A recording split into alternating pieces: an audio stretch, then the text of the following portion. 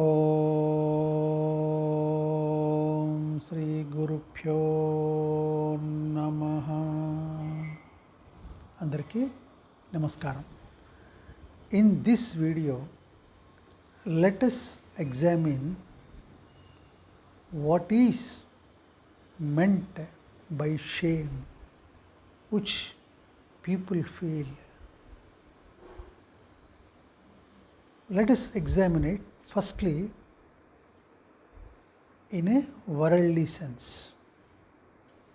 See, generally everybody from the childhood onwards develops an inner wound,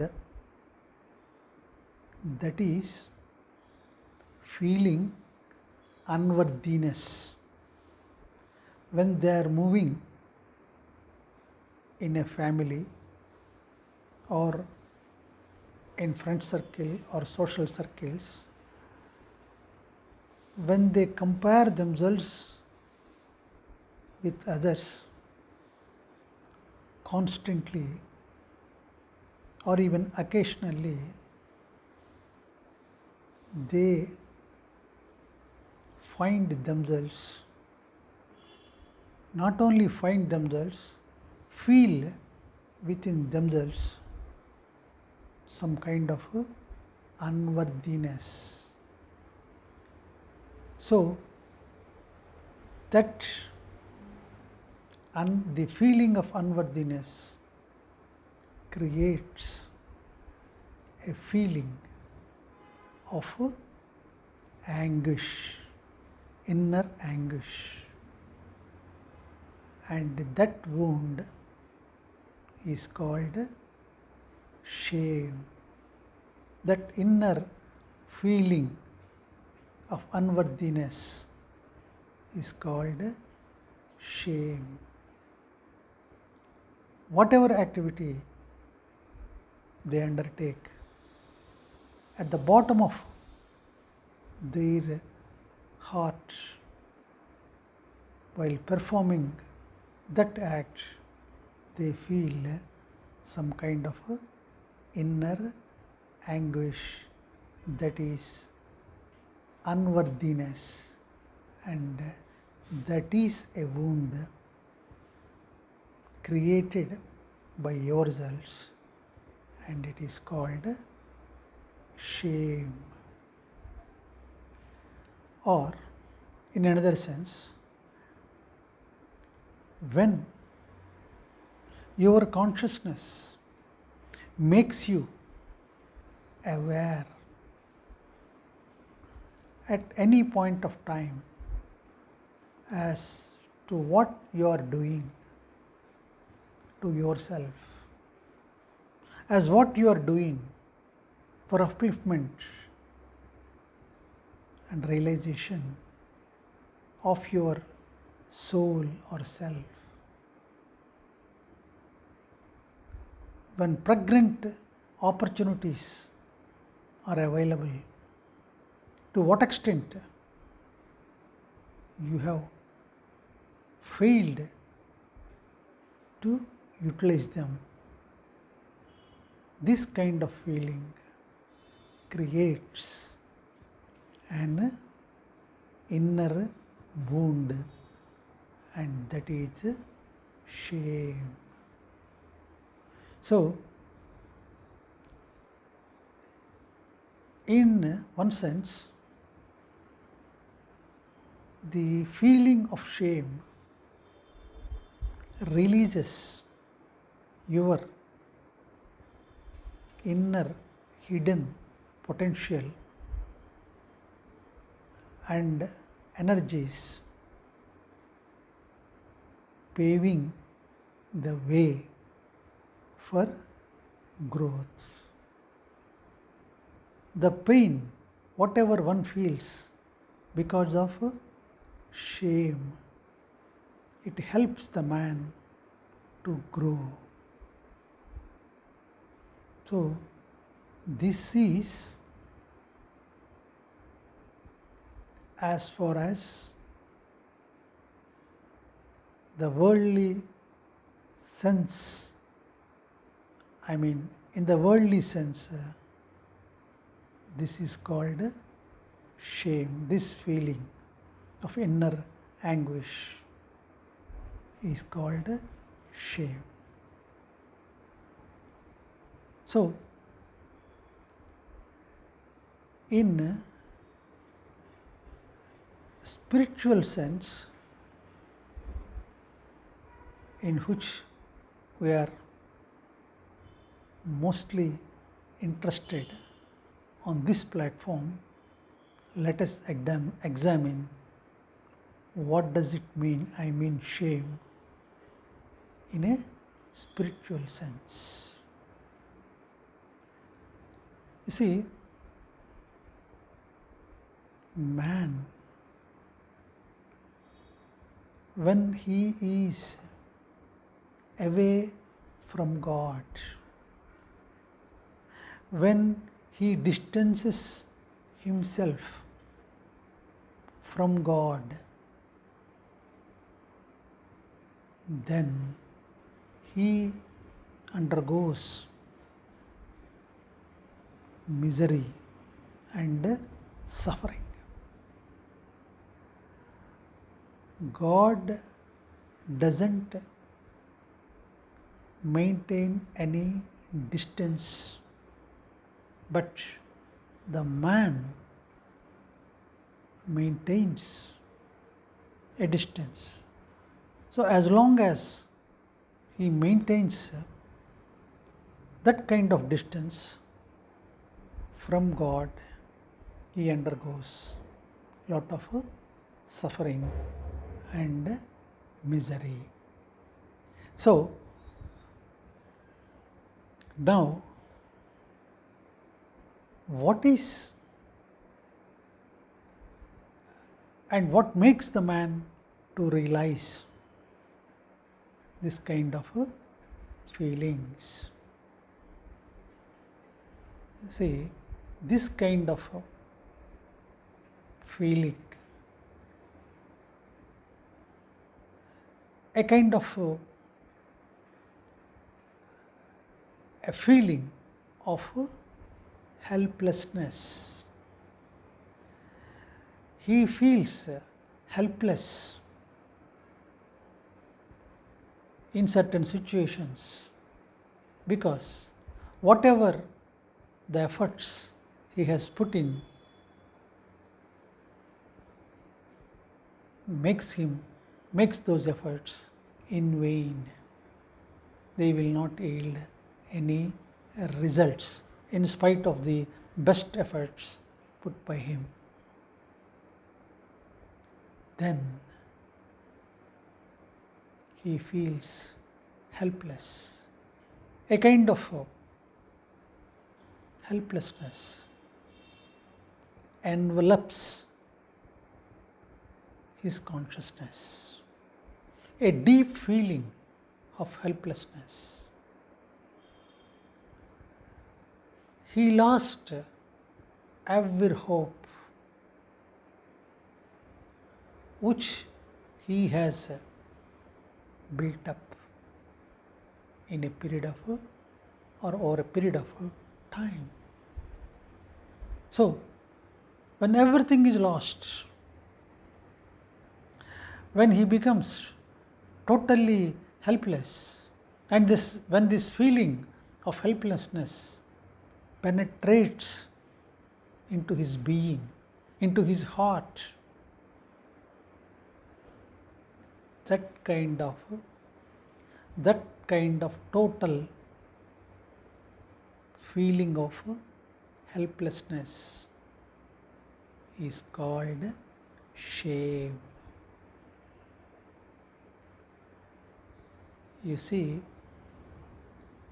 it is like this. In an oil mill, an ox works throughout the day, going round and round from morning till evening. and when it is laid to rest, what it has got in return for that laborious work on that day, when it realizes that he is there from the spot from which he has begun his journey of going round and round. So, this kind of realization, what is it I have gained? This question may come at any point in the life, at any stage in the life. Then when it comes, that kind of a feeling arises in him, the feeling of helplessness. When it arises, it is called shame. See, there is a famous story used by Sufis in their teachings. The story is like this. There are two children. Both went to a school. School means in those days a Gurukul, an ashram. So, after they left the school, both lived differently. One has become a king and the other has become a fakir, a naked fakir. So, he used to beg daily for his alms. I mean food, for his food. So the king began living in a palace, enjoying all comforts. So it so happened that the fakir wanted to meet his friend and sent a word to the friend who is now the king. So the king also affectionately want to welcome the friend, his old friend, that is fakir. So king has made elaborate arrangements of welcome for his childhood friend. So the fakir has entered the palace. King has arranged red carpet welcome to him, and the fakir has entered and walked on that red carpet with his bare foot studded with slushy,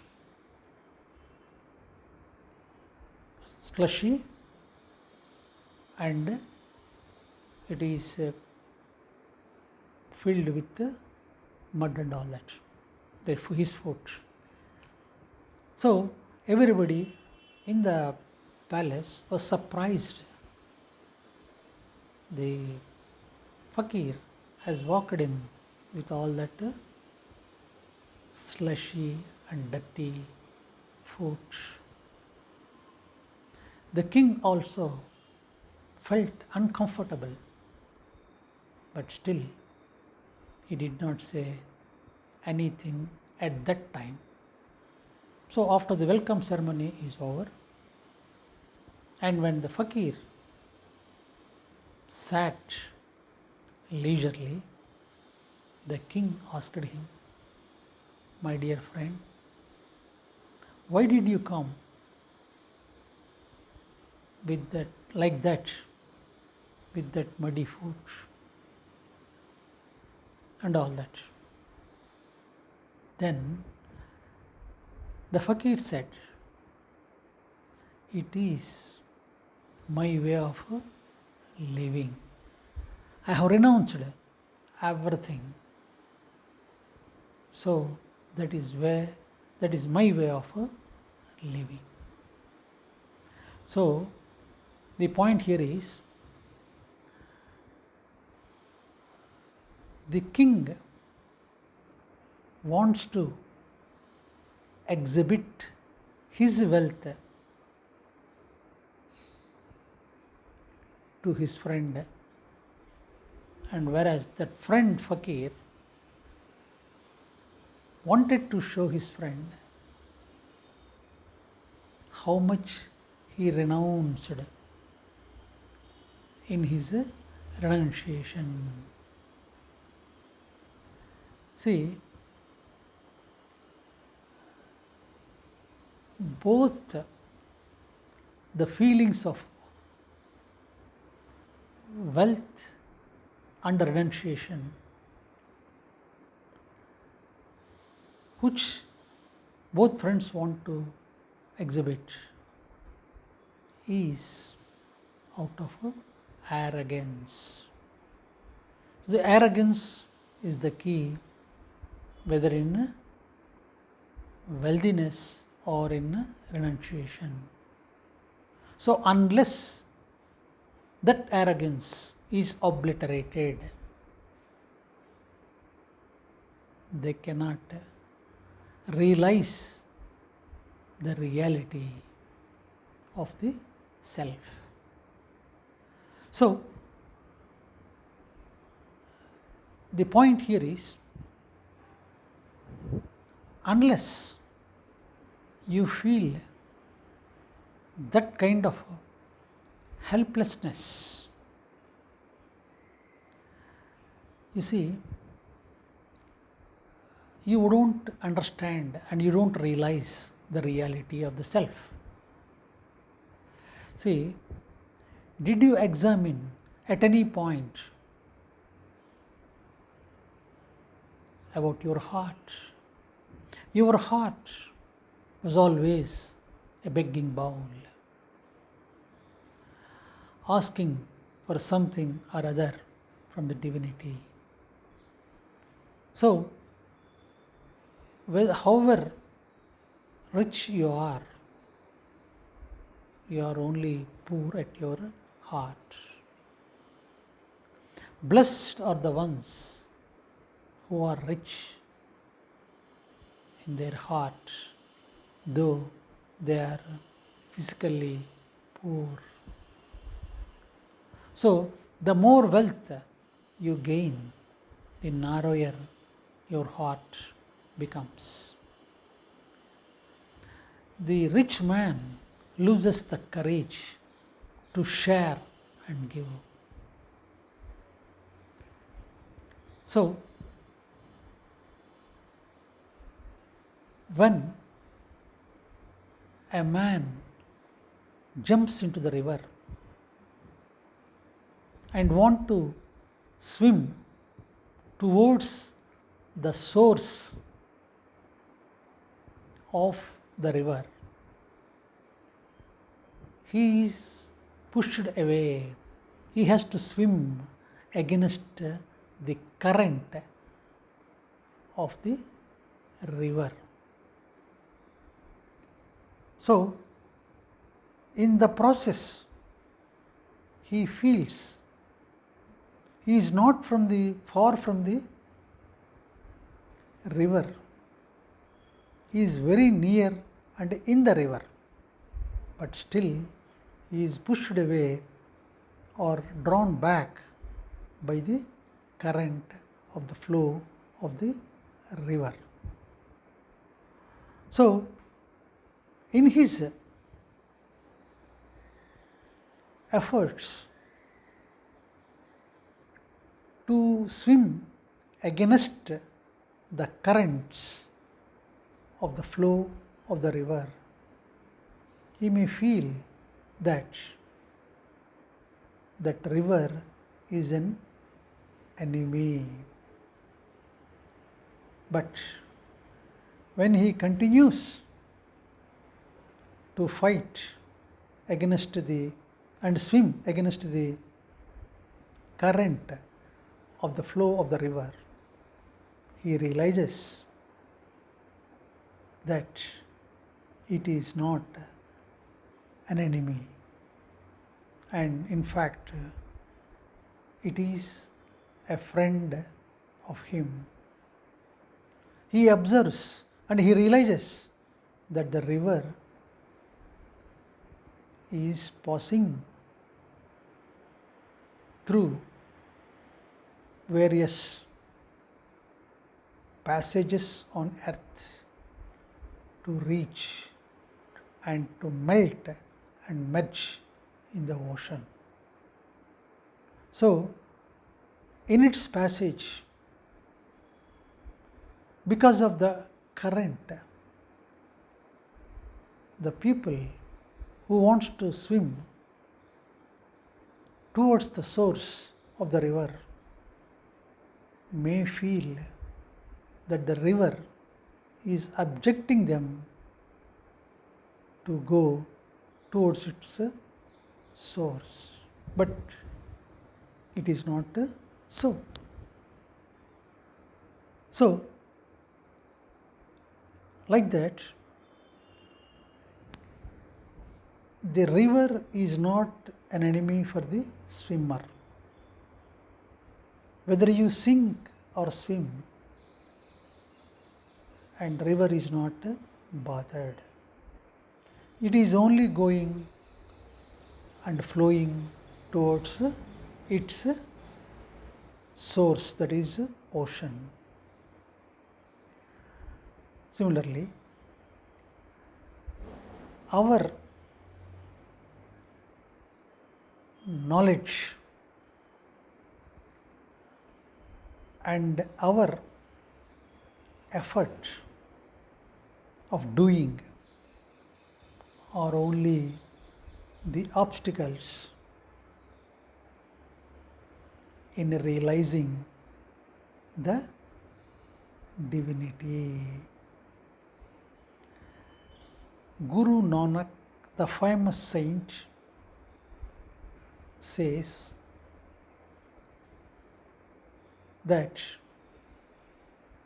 his grace is attained only through shame. Shame means helplessness. When your feeling of helplessness is total, then only his grace showers on the human beings. It is in the process there are some obstacles, and the main obstacle is your ego. So, people say, I know. People say, I can do it. So, doing and knowing are the two sides of the ego. You are not the doer, and you do not know anything. So, unless you experience this, a total feeling of that helplessness, either in knowing or in doing, the grace of the Lord do not descend on you. You must feel that kind of helplessness, total helplessness. And in the total helplessness, you are afraid even to say, I. So,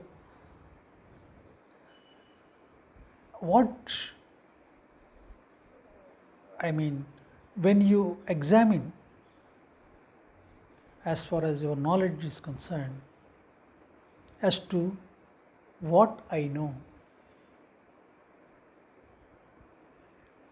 what I have come to know in my life, when you examine this aspect with full awareness and in full awareness, you come to know yourself that you are neither the doer nor the knower of anything in this universe. So, a famous English poet, Tennyson, he said, what is our knowledge? What do I know? I don't know the creation and mystery in the creation of even a flower which always blossoms in my garden daily. I do not know anything about the flower. If I come to know the anatomy of the flower and the creation of the flower, then what is left to be known? So, when you know the creation, then His grace starts showering on you. So, we don't know anything. We see daily the stone lying in our home, the flowers blossoming in our garden, but we do not know anything. And that is the irony of knowledge. So, the point here is how His grace can be attained, can be realized. You see, meditation, prayer, unless you are familiar and acquainted with these two aspects, you will not be able to realize that divinity or God. His grace always goes on showering on all, but we are not receptive to it. And what is coming in the way is ego. You see, rain will always be there. The downpour is on the mountains and in the valleys. See, the mountain, whatever the rain, it falls on the mountain, it falls away. Mountain could not collect even a drop of the rain, whereas the valley, which is deep, may collect, may be receptive to the rain and to every drop of the rain. So, a ground, rain may fall on the ground, but when there are hollowness, when there is, hollowness, and when there are hollows on the ground, the rainwater gets deposited in those hollows of the ground. So, you must become humble, you must become gentle, you must become like a valley of love, so that the grace of the Lord, which pours, which rains, and whenever it rains, it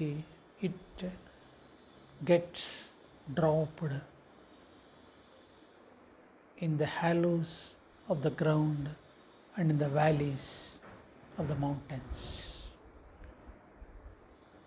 His grace, His compassion, His love is always available. He pours unconditionally on each and every human being. So, be ashamed of non-receptivity. Become humble with shame, because shame is the prayer, is a real prayer. His grace is always showering and overflowing, but I am not able to be receptive to that merciful grace. This feeling,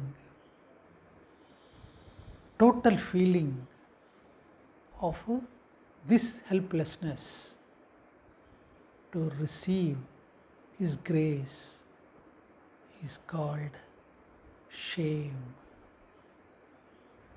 People say life is meaningless. Great thinkers say life is meaningless.